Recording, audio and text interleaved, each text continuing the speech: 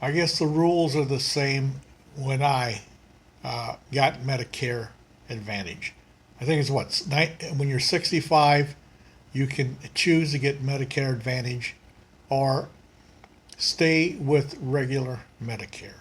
Well, I've been with Medicare Advantage for a long, long time. And let's go over the disadvantage of Medicare Advantage. You call it Advantage? Well, it's got disadvantages. The biggest disadvantage when you start with it, you may lose the doctor you love because they're not on the program for Medicare Advantage. So if you get Medicare Advantage, say bye-bye to the doctor you love unless you're lucky enough that they're with the program. Otherwise, you've got to get a doctor that's in the Medicare Advantage plan. And I can tell you, you can get some bad doctors. I've went through them. I went through two of them. Bad doctors and bad specialists. Took me a while to find a good general practitioner. And that because that practitioner was so good, he sent me to good specialists.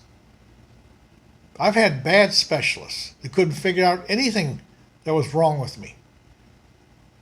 So this is the downside of Medicare Advantage. Limitations of doctors and specialists.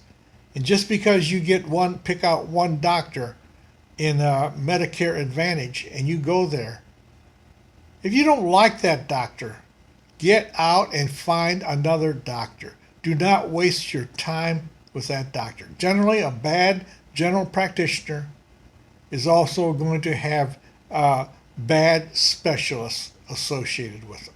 So that's the downside of Medicare Advantage when you retire. Now the upside is the money.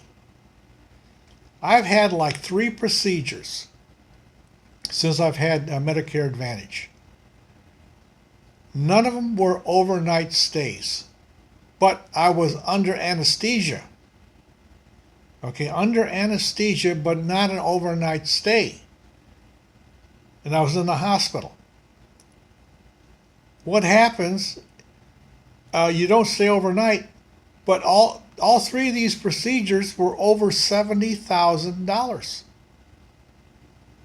You wouldn't believe that getting a procedure, you go under anesthesia, but you don't even spend overnight, you could have a $70,000, $80,000 bill.